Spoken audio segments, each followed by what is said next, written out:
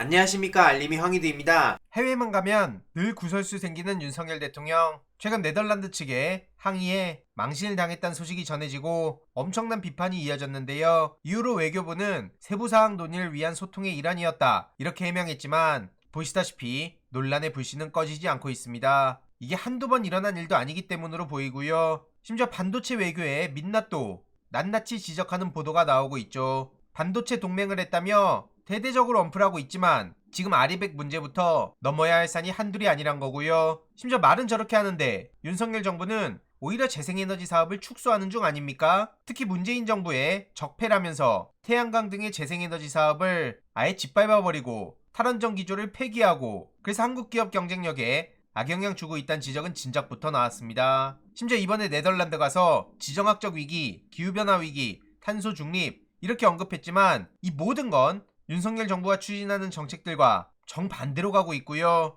현 정부의 외교 정책도 지정학적 위기 해소에 전혀 도움이 되지 않는다, 이런 지적도 괜히 나오는 게 아닙니다. 지금 한미일 올인 외교의 반작용으로 북한은 러시아와 관계를 강화하고 있는데, 심지어 최근 9.19 군사합의도 일부 효력 정지에서 엄청난 논란을 키웠기 때문입니다. 그래서 지금 윤석열 지지율로는 국힘이 총선 승리할 방도가 없다, 이런 지적이 나오는 거고요. 당내 수도권 위기론이 계속해서 커지고 있는 가운데 우리가 총알바지냐, 수도권을 뭘로 하냐, 이런 당을 향한 비판들이 이어지고 있습니다. 내부에서도 발등에 불 떨어진 셈이고요. 이 김병민 최고위원은 지도부에 변화가 필요하다고 주장했습니다. 그동안 용산 대통령실에 종속적인 관계를 가져가고 있는 거 아니냐, 이런 비판이 있다며 대통령실과 정부가 국민적 눈높이에 어긋난 일이 있으면 강력히 목소리 낸 리더십이 필요하다, 이런 얘기를 하고 있는데요. 그러면 그동안은 뭐 했는지, 그리고 앞으로 누구든 얘기할 수 있을지 전혀 기대가 안 되는 건 저뿐일까요? 당장 대통령실 관계자도 정신 못 차리고 이런 말을 했죠. 책임 정치하는 국회의원들이 대통령만 탓하면 다 해결되는 것처럼 행동한다. 여기에 무슨 얘기가 더 필요합니까? 아무튼 이런 상황에 김한길이냐, 한동훈이냐,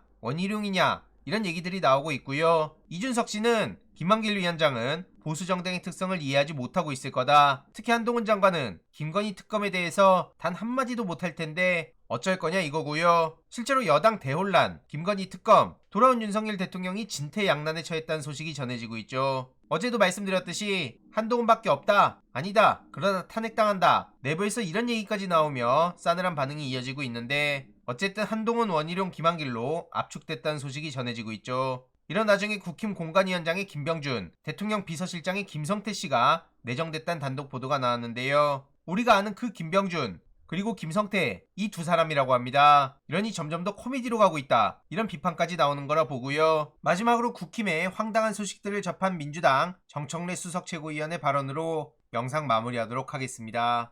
김기현 대표는 왜 갑자기 사퇴했을까? 조선의 세 번째 왕 태종 이방원의 양위파동 천암 숙청 사건을 아십니까? 즉위한 지 6년째 팔팔한 나이 39세 때 갑자기 임금의 자리를 세자 양녕대군에게 물려주겠다는 소동이 제1차 양위파동입니다. 이때 적극 만류 반대하지 않았다고 하여 개국공신인 천암 민무구 민무지를 처단한 사건이 2차 양위파동입니다.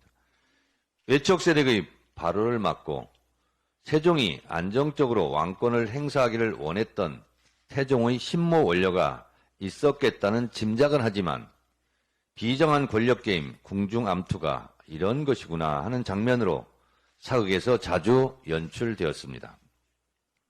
21세기 대명천지 용산궁에서 도대체 무슨 일이 벌어진 걸까? 총선 지휘에 의지를 불태웠던 김기현 대표가 돌연 자맹 끝에 사퇴해버렸습니다. 인요한 혁신위와 마찰을 빚어가며 대표직을 수행하다가 그는 왜 사퇴했을까? 대선 당시 당대표를 했던 이준석이 쫓겨나고 당시 원내대표를 했던 김기현도 비슷한 방식으로 자의반, 타의반으로 사퇴당한 것은 아닌지 참으로 궁금합니다. 김장연대의 한 축이고 한때 정권의 2인자 아니냐는 소리를 들었던 장제원 의원도 갑작스럽게 불출마를 선언하고 쓸쓸히 퇴장했습니다.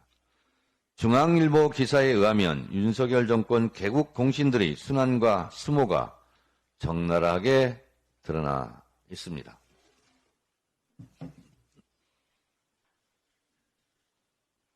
판넬에서 보시다시피 김기현, 장제원, 권성동, 주호영, 정진석, 이준석까지 마치 저작거리의 살생부 명부 같은 느낌이 듭니다.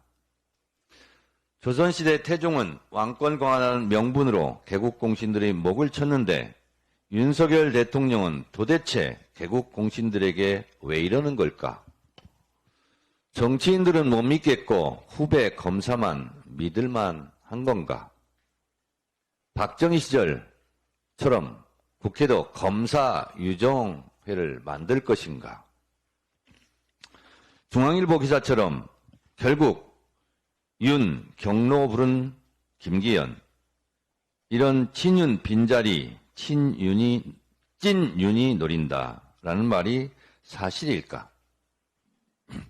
중앙일보 보도에 따르면 윤석열 대통령과 김기현 대표는 대표직 유지와 지역구 출마를 놓고 평행선을 달렸고 대표직 유지, 지역구 불출마의 윤심을 거슬러서 격노했다는 것인데 이것이 사실이라면 조선시대도 아니고 참 어이없고 황당한 일입니다. 민주주의 파괴 행위입니다. 윤석열 대통령이 조선시대 왕도 아니고 이렇게 막대해도 되는 겁니까? 오브 더 검사, 바이 더 검사, 퍼더 검사. 검사를 위한, 검사에 의한 검사의 정권난을 목표로 합니까? 현대판 용산궁 김건희 여사의 도이치모터스 주가 조작 의혹의 새로운 사실이 뉴스타파 보도로 또 드러났습니다. 뉴스타파는 주가 조작 추가 녹취록 영차작전 가담 정황을 자세히 보도했습니다. 도이치모터스 주가 조작 의혹, 학력 경력 부풀리기, 멤버 유지 논문 표절, 명품백 디올 사건, 최은순, 김건희 상습 체납으로 부동산 압류 통보 등 김건희 특검을 해야 하는 이유가 더욱 분명해졌습니다. 조선의 왕들은 왕권 안정을 위협하는 개국공신을 쳤고 외척 세력 발의 중심지인 중전도 멀리하였습니다. 윤석열 대통령이 정권 안정을 위해 되새겨할 필요가 있는 대목입니다. 모든 아내는 법 앞에 평등해야 합니다. 범죄 의혹이 있다면 아내라도 멀리해야 되는 것 아닙니까? 검찰총장 당시 윤석열이 그렇게 부르짖던 수사에 성역 없다.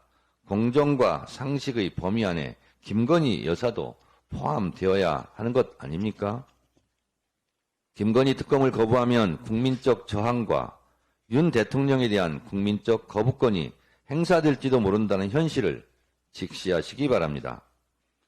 대통령에게 거부권이 있다면 국민에게는 저항권이 있습니다. 국민을 이기는 정권은 없습니다. 이번 내용도 유익했다면 구독, 좋아요, 알림 설정, 멤버십 가입 정말 큰 힘이 된다는 점 말씀드리고 싶습니다. 주위에 널리 공유 부탁드립니다.